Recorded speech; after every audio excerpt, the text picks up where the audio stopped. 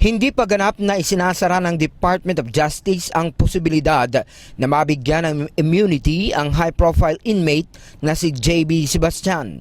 Ayon kay Justice Secretary Vitaliano Aguirre, kung aaminin ni Sebastian at ilalahad ang kanyang mga nalalaman sa pamamagitan ng affidavit, maaring ikonsidera na siya ay mapasailalim sa Witness Protection Program. Pero kung hindi umano makikipagtulungan si Sebastian, posibleng mapasama siya sa mga respondent. Dapat magkaroon siya ng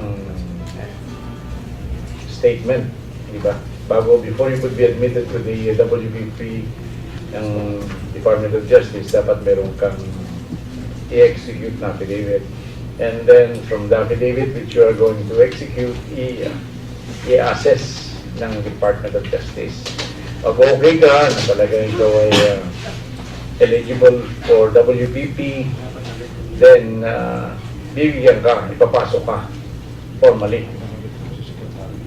And I will execute a certification to that effect. Kasi bago ka bibigyan ng immunity sa congressional hearing ng Committee on Justice ngayon, under Congressman Ray Umali, meron akong certification lahat doon to the effect na sinasabi ko doon that this witness has been admitted under the WPP of the Department of Justice. Naniniwala si Aguirre na sapat na rin ang mga nakalap nilang testimonial evidence laban kay De Lima.